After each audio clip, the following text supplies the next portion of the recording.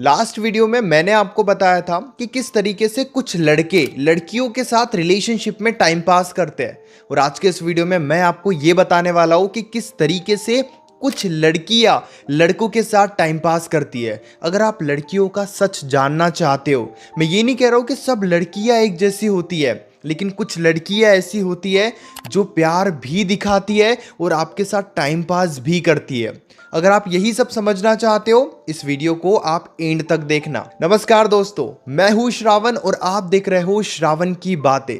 Red flag number 1, सबसे पहली बात कि अगर कोई लड़की केवल जरूरत के लिए आपके साथ है, यानी कि उन्हें फाइनेंशियली आपकी हेल्प चाहिए या फिर उन्हें आपसे इमोशनली सपोर्ट चाहिए, उनके लाइफ में अगर कोई प्रॉब्लम है, उनके साथ कुछ भी गलत हो रहा है और वो सारी दिल की बातें आपके साथ बता रही है, बताना चाहती है, ये बहुत अच्छी बात है।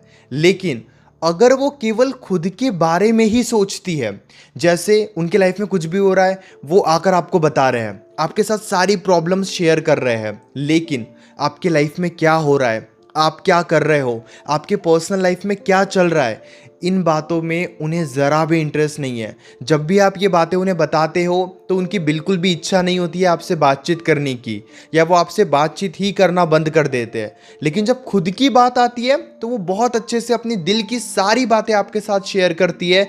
तो ये एक रेड फ्लैग है। मैं ये नहीं कह रहा हूँ कि वो लड़की गलत है, लेकिन आप रिलेशनशिप में आने के बारे में बहुत जल्दी मत सोचो।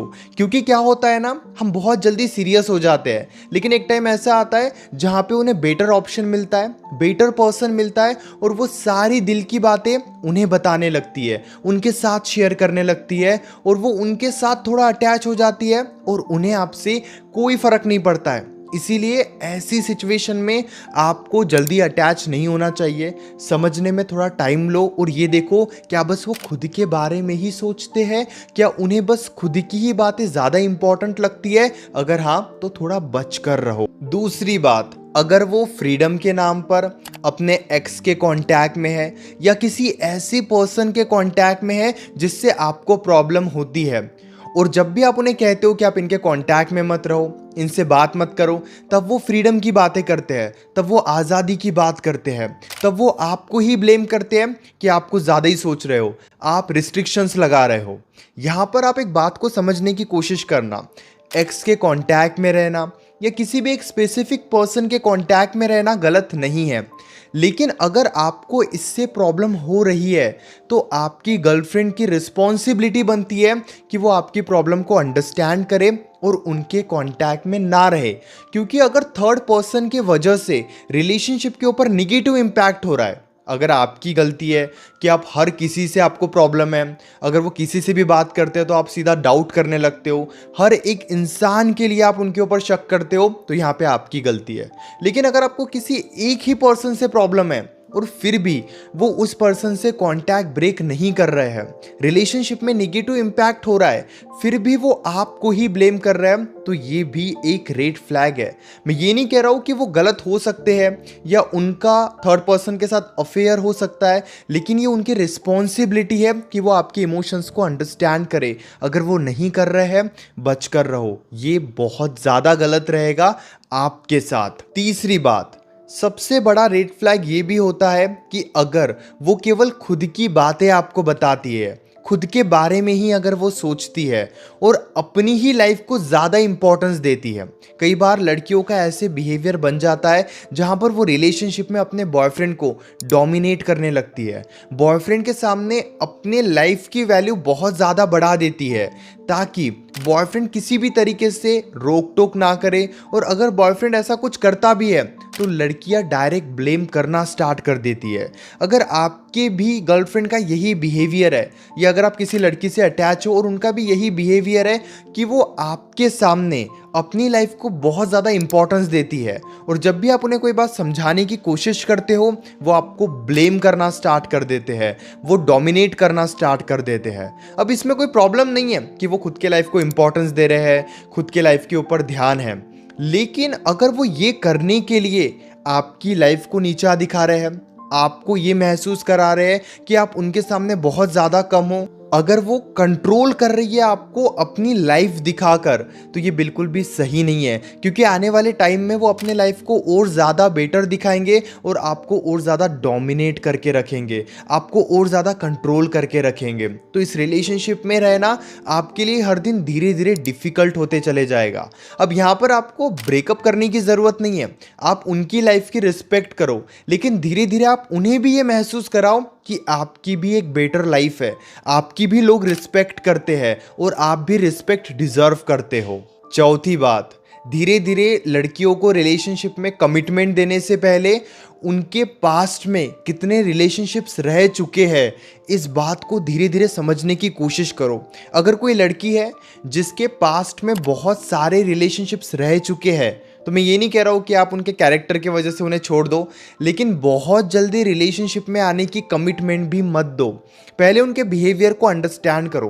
कई बार क्या होता है ना, एक लड़की का ये बिहेवियर बन जाता है कि वो रिलेशनशिप में 6-8 महीने बहुत ज़्यादा सीरियसनेस के साथ रहती है और फिर अपने बिहेवियर में वो फ्रीडम की बातें करती है या उसे इतना अच्छा नहीं लगता है इस रिलेशनशिप में, फिर वो रिलेशनशिप में एफर्ट्स नहीं डालती है बल्कि ब्रेकअप के बारे में सोचती है। अगर किसी लड़की के पास्ट में मल्टीपल अफेयर्स रह चुके हैं, बहुत सारे रिलेशनशिप्स रह चुके हैं, 3-4 रिलेशनशिप्स, तो आप सोच समझ कर उन्हें डेट करो। इतनी इजीली उनके साथ रिलेशनशिप में मत आओ, क्योंकि ये एक बहुत बड़ा रेड फ्लैग है। क्योंकि जैसा बिहेवियर बन जाता है, धीरे धीरे आपके साथ भी वैसे ही होने लगता है। अगर ये उनका पैटर्न बन गया है तो नेक्स्ट आप रहोगे, आपके साथ भी वो कुछ टाइम तक सीरियस रहेंगे, फिर एक रीज़न मिलेगा जिसके बाद वो ब्रेकअप की बात करने लगेंगे और उनके लिए मूव ऑन करना डिफ़िकल्ट नहीं रहेगा।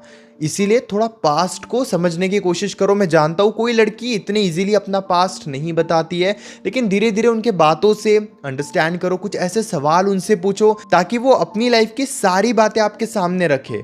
और अगर आप एक दूसरे को समझ रहे हो, अच्छा खासा टाइम आपने एक दूसरे के साथ स्पेंड कर लिया है, लाइक 1 से 1.5 साल, तब आप उन्हें कोई स्ट्रॉन्ग कमिटमेंट दो। उससे पहले पूरे तरीके से उन्हें समझने की कोशिश करो। अगर लग रहा है कि बहुत ही मल्टीपल रिलेशनशिप्स पास्ट में रह चुके हैं, तो आप ज़्यादा एफर्ट्स भी मत डालो। आप डिटैच होने के बारे में सोचो, आप दूर होने के बारे में सोचो। अगली बात, अगर उन्हें अटेंशन की बहुत ज़्यादा ज़रूरत है, उन्हें हमेशा आपसे अटेंशन चाहिए होता है, लेकिन वो आपको बिल्कुल भी अटेंशन नहीं देते, उन्हें तो अटेंशन चाहिए। वो ये चाहते हैं कि आप उनके ऊपर ध्यान दो, आप उनके लिए अवेलेबल रहो, आप उनसे बातें करो, लेकिन जब भी आप उन्हें ज़्यादा अटेंशन देते हो या ज़्यादा कंफर्टेबल फील कराते हो, तब वो आपको इग्नोर करने लगती है। यहाँ पे एक सिंपल सी बात को आप समझना, उन्हें अटेंशन भी चाहिए लेकिन उनके हिसाब से। वो चाहते हैं कि आप उनसे प्यार भी करो, लेकिन उनके हिसाब से। ना तो वो आपसे प्यार करते हैं, ना ही वो आपको अटेंशन देते हैं, लेकिन उनकी एक्सपेक्टेशंस ऐसी होती है, जैसे मान लीजिए कि 2-3 दिन उनका मूड बहुत अच्छा है, तो वो चाहते हैं कि आप उनसे बात करो, आप उनके साथ टाइम स्पेंड करो। अब आप उनके साथ टाइम स्पेंड कर रहे हो, उनसे बातें कर रहे हो, उन्हें अटेंशन दे रहे हो, लेकिन उसके बाद 2-3 दिनों तक उनका मूड अच्छा नहीं है या उनका ध्यान कहीं और है, लेकिन फिर भी आप उन्हें अटेंशन दे रहे हो, उनसे बातचीत करने की कोशिश कर रहे हो, लेकिन वहां पे वो आपको इग्नोर कर रहे हैं। जब उन्हें ज़रूरत थी तब उन्होंने अटेंशन मांगा, और जब ज़रूरत नहीं है तब आपको उन्होंने इग्नोर कर दिया। अगर उनका ये बिहेवियर है तो बचकर रहो, क्योंकि यहाँ पे वो केवल खुद के बारे में सोच रही है, वो केवल खुद को ही ज़्यादा इंपॉर्टेंस दे रही है। लेकिन ऐसे ही अगर लगातार चलते रहा तो वो पूरे तरीके से आपको कंट्रोल करके रखेगी, खुद के बारे में सोचेगी और आपकी इमोशंस को इम्पोर्टेंस नहीं देगी। इसीलिए अगर उनका ये बिहेवियर है, ब्रेकअप के बारे में सोचने की ज़रूरत नहीं है। धीरे धीरे अपने सेल्फ रिस्पेक्ट के लिए स्टैंड लो, खुद की वैल्यू बनाओ, ताकि वो आपको अटेंशन भी दे और आपसे अटेंशन की उम्मीद भी रखे।